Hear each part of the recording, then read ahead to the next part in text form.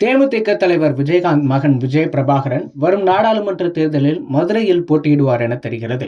நாடாளுமன்ற தேர்தல் இன்னும் 2 அல்லது 3 மாதங்களில் நடைபெற உள்ளது. இதனால் தற்போதே அரசியல் களம் சூடுபிடிக்க தொடங்கியுள்ளது. அரசியல் கட்சிகள் தேர்தல் அறிக்கைகளை தயாரிக்கும் பணியிலும் கூட்டணி அமைக்கும் பணியிலும் ஈடுபட தொடங்கிவிட்டன.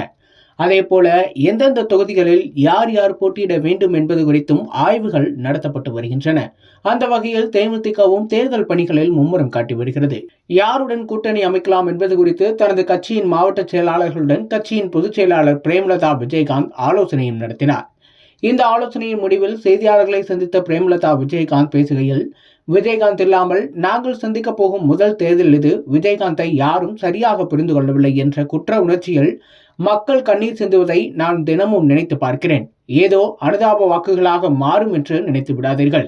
இந்த தேர்தலில் தனித்து போட்டியிட வேண்டும் என்பதுதான் தேமுதிகவை சேர்ந்த மாவட்ட செயலாளர்களின் கருத்து.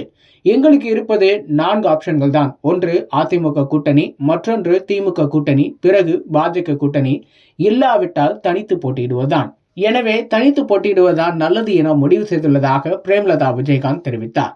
அதே போல மற்ற 3 கட்சிகளில் யார் 14 லோக்சபா தொகுதிகள் மற்றும் ஒரு மாநிலங்களவை உறுப்பினர் பதவியை கொடுக்கிறார்களோ அவர்களுடன் கூட்டணி வைக்கலாம் என அனைத்து மாவட்ட செயலாளர்களும் தங்களது இறுதி முடிவாக அறிவித்துள்ளனர் என்றும் அவர் தெரிவித்துள்ளார். மேலும் அதே போல நான், சுதீஷ், விஜய் பிரபாகரன் உள்ளிட்டோர் போட்டியிட வேண்டும் என கட்சியினர் விரும்புவதாகவும் பிரேமலதா விஜயகாந்த் பதிவு செய்தார். கட்சியினரின் இலக்கு 2024 லோக்சபா தேர்தல் மட்டுமில்லை, 2025ஆம் ஆண்டு நடைபெறவுள்ள உள்ளாட்சி தேர்தல், 2026ஆம் ஆண்டு நடைபெறவுள்ள சட்டசபை தேர்தல் உள்ளிட்டவையும் யோசித்துதான் சில முடிவுகளை எடுத்துள்ளோம் என்று பிரேமலதா விஜயகாந்த் தெரிவித்துள்ளார். விஜயகாந்த் மாதிரியே விஜய் பிரபாகரன் இருப்பார் என்பதால் அவர் எந்த தொகுதியிலாவது போட்டியிட வேண்டும் என கட்சியினர் விரும்புகிறார்கள்.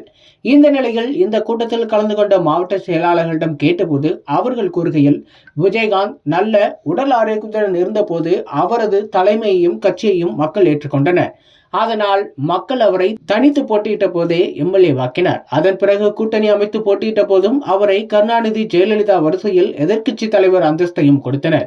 ஆனால் விஜயகாந்தின் உடல் ஆரோக்கியம் காரணமாக அவருடைய அரசியலுக்கு முடிவு வந்தது. விஜயகாந்த் இருந்த செல்வாக்கு என்ன என்பது அவரது இறுதி ஊர்வலத்தில் தெரிந்துவிட்டது. தேமுதிகவுக்கு புது ரத்தம் பாய்ச்ச வேண்டும் என்றும் கட்சியினர் தெரிவித்துள்ளனர். இந்த நிலையில்தான் விஜயகாந்த் உருவ ஒற்றுமையுடன் இருக்கும் அவரது மகன் விஜய் பிரபாகரனை விஜயகாந்தின் சொந்த ஊரான மதுரை மக்களவை தொகுதியில் போட்டியிட வைக்க வேண்டும்.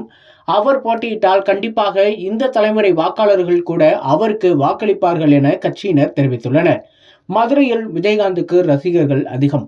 அங்குதான் விஜயகாந்த் பிறந்து வளர்ந்தது, ரைஸ் மில் வைத்திருந்தது எல்லாமே. மதுரை மக்களுக்கு விஜயகாந்தின் தாராள குணம் நன்றாக தெரியும். விஜயகாந்துக்கு கள்ளழகரின் ஆசை உண்டு. அந்த ஆசை அவருடைய மகனுக்கும் கிடைக்கும் என்பது ரசிகர்களின் மற்றும் தொண்டர்களின் எண்ணமாக இருக்கிறது. எல்லாவற்றுக்கும் மேல் தேமுதிகவை விஜயகாந்த் தொடங்கியதே மதுரை மண்ணில்தான். விஜயகாந்துக்காக மதுரைக்காரர்கள் உயிரை கொடுப்பார்கள் என்றும் தேமுதிக தொண்டர்கள் தொடர்ந்து தெரிவித்து வருகின்றனர்.